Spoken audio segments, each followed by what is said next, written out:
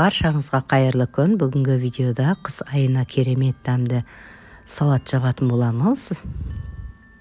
Ол үшін бізге болгар бұрышы, сәбіз, пияз, жуа, және де чеснок, стружковый қызыл бұрыш ашысынан, лавр жапырағы, қара бұрыш тершіктелген 1 стакан күріш, және де аскөк, менде укроп пен кинза, қызанақ, помидор және де сұйық қажет болады. Ең алдымен жаңағы 1 стакан күрішімізді жақсылап жуып, азырақ суға бұқтырып қалдыратын боламыз. Және де пиязымызды біз кубиктап турайтын боламыз.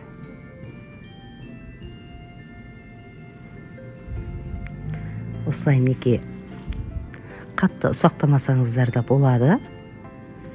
Осылай кубиктап мінекей турап аламыз.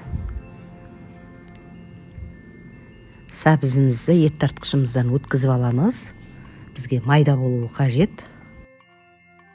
Болгар бұрышымызды және де помидорымызды да ет тартқыштан өткізіп аламыз. Осылай помидорымызды ет тартқыштан өткізіп алдық. Және де қызыл ащы бұрышымызды осы помидордың ортасында өткізіп жіберетін боламыз. Біз енді отымызға кастрөлімізді қоямыз. Және де сұйық майымызды құйып, сұйық майымызды қыздырып алатын боламыз. Қыздырып алған сұйық майымыздың үстіне біз пиязымызды салып, бір 10-15 минуттай қуырып аламыз. 10-15 минут қуырылған пиязымыздың үстіне сәбізімізді саламыз. Сәбізімізді 10-15 минут жақсылап қуырып алатын боламыз.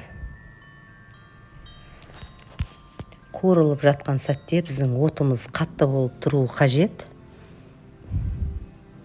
10-15 минут қуырылған соң үстіне болгар бұрышын саламыз. Болгар бұрышымызды салып, жақсылап бір араластырып алатын боламыз.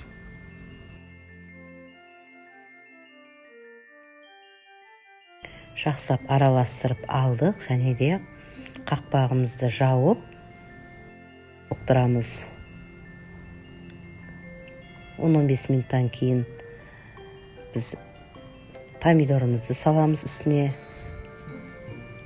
Помидорымызды салып, жақсылап араластырып, бір 15-20 минуттай қайнататын боламыз.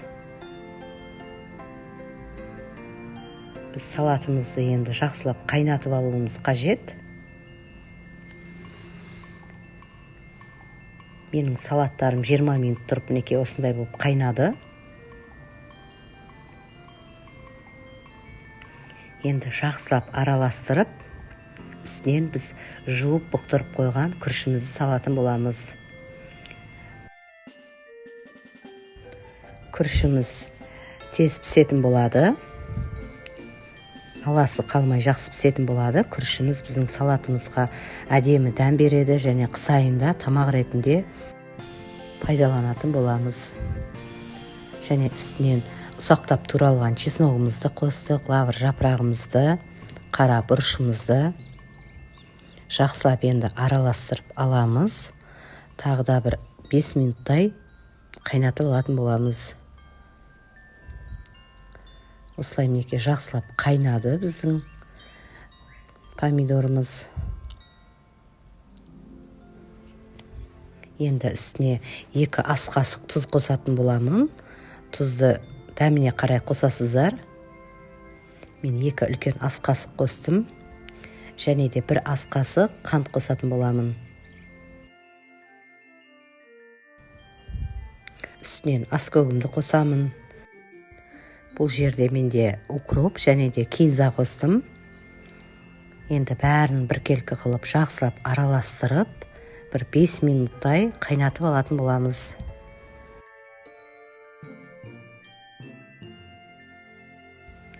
Біздің салатымыз осымен дайын. Мінекей жақсылап қайнап жатыр. Жақсылап бір араластырып алып, дайын болған салаттарымызды алдын ала парлап дайындап қойған банкаларымызға салып,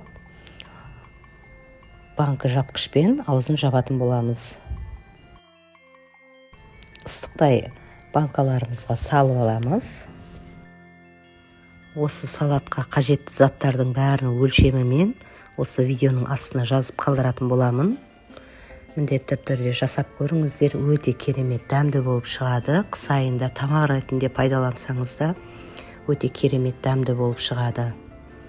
Біз осы салатымыздағы лавр жапырақтарын банкамыздың ішіне салмаймыз, алып тастайтын боламыз. Өйткені ол қыс айына дейін банканың ішінде қышқылтым дәм беріп кетеді. Сондықтан айырып алып тастайтын боламыз. Салаттарымызды ыстықтай крышкасын жауып, банка жабатын закрывашкамызбен айландырып жауып алатын боламыз. Қыс айына жақсы сақталады. Керемет дәмді болып шығады. Осылай мінекей жақсылап банкамызды жауып алдық. Салаттарымызды ыстық күйінде үстін жауып, бір тәулікке қалдырамыз. Өте керемет дәмді болып шығады. Жасап көріңіздер, астарың дәмді болсын.